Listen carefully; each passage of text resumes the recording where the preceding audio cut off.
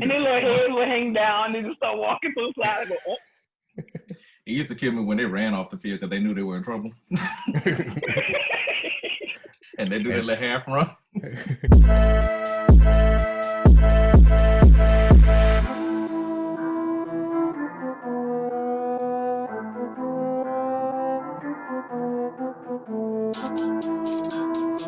Hey everybody, welcome back to my page, and if this is your first time, welcome to Crafty Coach Will.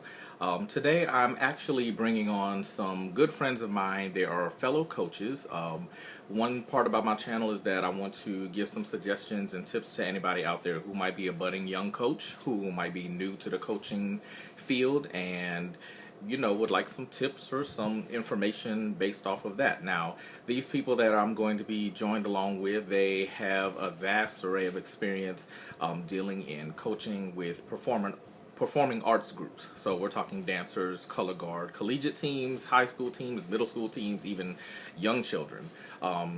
You're going to get some information from studio coaches. You're going to get some information from team coaches. You're going to get some information from collegiate coaches and all-star coaches. So you're going to get a wealth of knowledge, and I can't wait for you to meet them, and I can't wait for you to get started. So here we go. Enjoy the video. So first and foremost, my longtime friend and fraternity brother and sorority sister, Mr. Abraham Anthony, former college dance line director and spirit director, former high school dance line director, and is now an educator and performing arts professional in Georgia.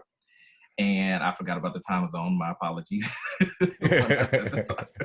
But Abe is someone who I've always looked up to as a coach. And when I was coaching in college, I used to constantly go to his office and ask for advice. So it was definitely a must to have him on this conversation, on this call. And then next we have Ms. Nancy McClendon. She is a former junior high and high school flag girl. She's a former high school and middle school flag team coach and an educator here in Louisiana.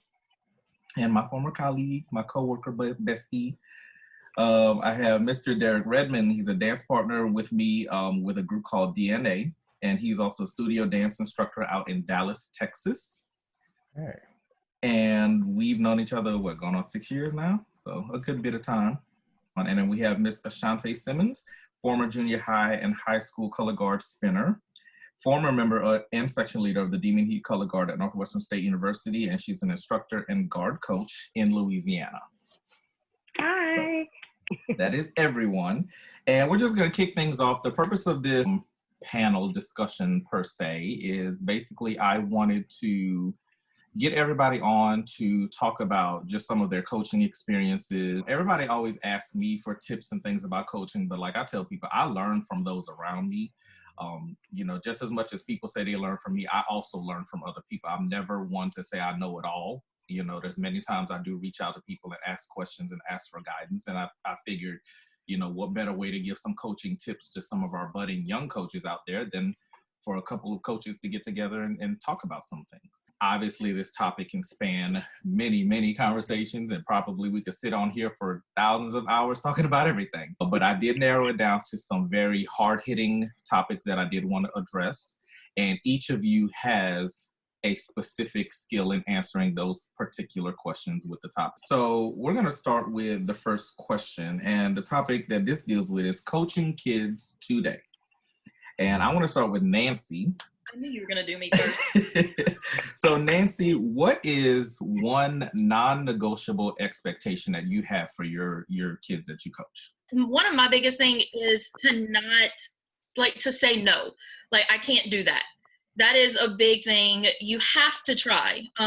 You have to get out there and you have to have that open mindset, because if you don't, then you're never going to push yourself and you're never going to go to that next level and be successful. And I do that with me as well. When I was learning guard, I'm core style. I was taught core style, and then the new age came through and all this dancing stuff came through, and I'm like, oh, I don't know that.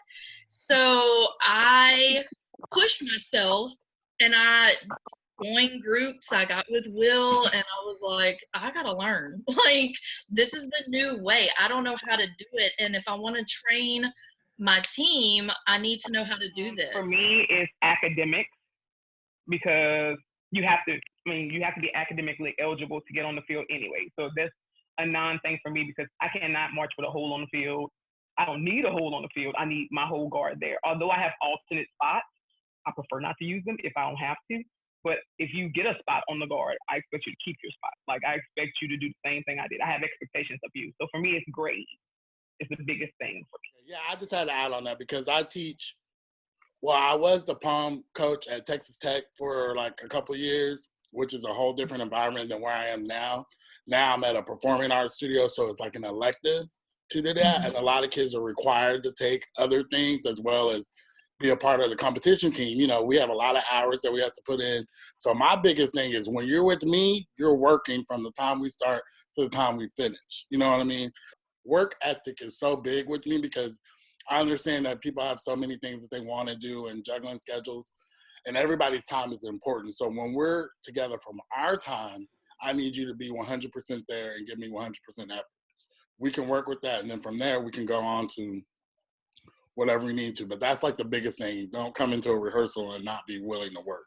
We'll piggyback off of that. You talked about your non-negotiable expectation. What is the biggest pitfall that you have faced, and how did you recover from that? Biggest pitfall would have to be this past year with one of my captain, and all the drama that she caused with my team, and having to overcome the fact that I saw so much potential in her, and she just couldn't move past herself and her family and her mom and the situation. And I finally had to make that decision to let her go because it was harming the team more than anything. Even though like everything within me wanted to keep her, wanted to push her, wanted to make her successful. At the end, it's that old phrase, you can lead a horse to water, but you can't make them drink. Yeah. I could bring her all the way, but I couldn't make her actually step up and do what she needed to do. She had every excuse in the book, and I was just like, okay, at the end of the day, I can't because the team is suffering. And once I made that hard decision, the other members like blossomed. They were finally able to come out of their shell and step up and do amazing things. What is one way that you deal with a difficult parent? That parent that just thinks their child is the bee's knees and should always be featured and blah blah. Child, there's one every year. Of course. Every year. But I have to honestly put down ground rules with parents just as much as the kids, because they have my kid can do this and this. Well, look, these are my expectations. This is what all the kids have to do. This is how I treat all my kids, and I'm not going to treat your kid any different. I'm not going to have cliques in my group, and I'm not going to do favoritism. If I love you all the same, I hate you all the same, it's all the same. Everything's going to be the same. So if you feel like your kid needs this specialness, then there's the door.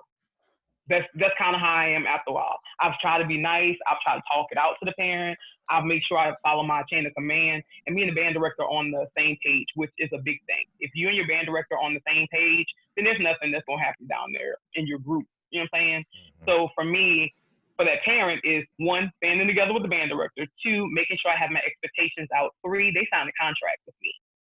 Mm-hmm. So parents and kids sign a contract, and there's rules they have to follow. If those rules are broken, if some of them are major, then your kid's gone, even if it's your actions. So if it's a parent action that causes, the kid can leave from them too. So it's just I can't do it. Over the years, I've learned that I cannot be yielding with parents nor kids. And so my rules are my rules. My ground is my ground. And if you don't like it, you don't have to be here. Amen. Amen to that. I think you summed that up. I did want to touch on you had a unique situation where you were dealing with collegiate parents. So kind of go back into those days and tell me how you dealt with some of those college parents. Well, when I first accepted the team, I had a meeting with the parents, and I let them know that, I understand we're on a different level now with your kids, and we need to make them grow. In order to do that, you have to allow me to push them. But just know that I'm going to be that father figure for them, but I'm the only coach, and I'm not going to have anybody else coach with me. And if you cannot allow them to grow as performers, then this is not the team for you. Right. And so with that, and then I just also kept them in the loop. Like I constantly told them, you have access to me 24 hours. If you want to talk to me, if you want to email me, or you want to text me, go ahead and do that. I'm here to talk to you about it, but just know that I have my Constitution laid out, and you need to, as well as they do, they need to follow it. And if you can't do that, then don't sign it. And, you know, we have scholarships on the collegiate level. So your scholarship is going to be affected as well. You won't get that scholarship. Now I'm going to push hard for you to get the scholarship and get it raised every year that you come back, but you have to follow my rules. I've been doing this long enough. So yeah. That you have.